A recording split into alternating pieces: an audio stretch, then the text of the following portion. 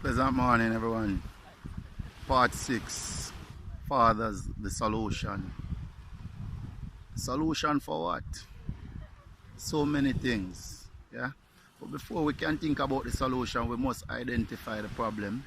And the problem we're talking about is fatherlessness in society and the ills within the society, the dysfunctional things within the society that we can ascribe in part or in whole to the absence of fathers in the lives of their children.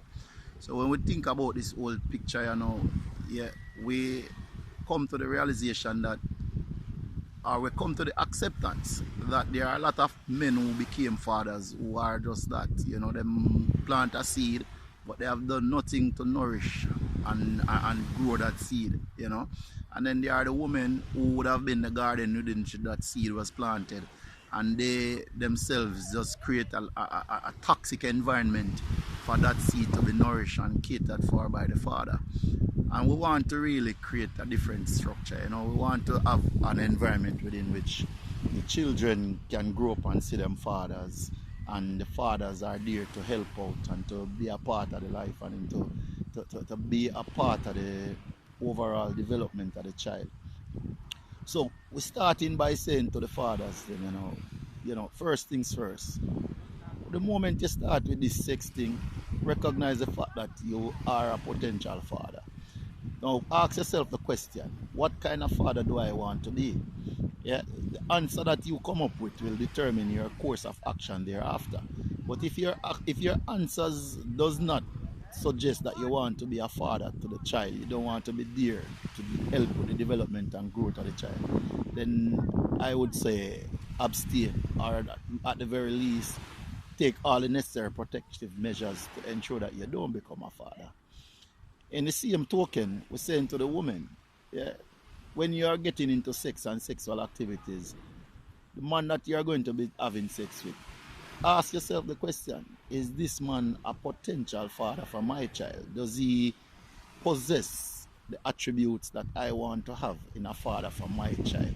And if the answer for that question is a no, then definitely, yeah, definitely you need to reconsider whether or not you want to engage in that kind of activity, or again take the necessary precautions to prevent pregnancy, right? So that's one of the first thing we want to talk about in terms of the solution, that we start becoming very proactive decision wise. Then now, once pregnancy come into the picture and there's a child a child is on the way, or the child has been born, then gentlemen, I don't care what the circumstances are, we need to step up and to be present. And to be present don't necessarily mean physically present, because life is what it is, and there will be broken relationships between man and woman even after children are there in the mix. But step up, have a presence. Yeah, make a phone call, make the visits, take the child for a weekend, take the child for a day.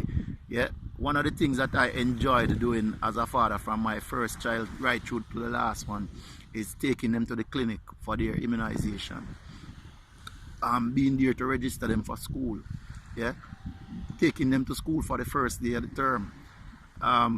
Picking them up after school in the evenings, asking them about what the day was like at school, and just giving them a chance to explain and help them to learn and concretize what was taught at school in the day. All right, simple things like just going to the park, taking the kids to a football game. We enjoy those things as a father, literally. And when they were very young, I took it onto myself to take care of the nighttime feeding so that wifey could take her rest. You know what I mean?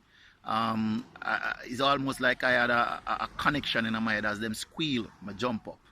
You know, me used to love putting the kids to bed. All of my kids them fall asleep on my stomach at one point in time, or me fall asleep and then them fall asleep, whichever way. But we like that, and nobody's necessarily like me or want to do the things that I do. But there must be something that you like to do, man. And there must be something that you can do for your child. And don't make promises that you cannot keep or that you don't intend to keep. So if you don't live with a woman and you promise the child, or even if you live with a woman, you promise the child to take them for ice cream, do it. You understand? If you promise to take them to the beach, do it. So we have to be dear fathers. You know, we have to be dear. We have to make it count. We have to make the time count. Yeah, for every man supposed to provide for them family. So if you even have to pick up buckle and sell it, you know, if you have to push a hand cart and to provide for your family, you must see providing for your child as a primary responsibility. You know, and you can't take on this thing where you party, and you take care of other women and for them children, and you floss with your brethren them, but you don't provide for your child. That is just not acceptable. And then we are said to the woman, if you have a broken relationship and the man live elsewhere, hey, it is important for the father to have a role, and especially for the boys. So that you take the proactive step, man. Invite the man in.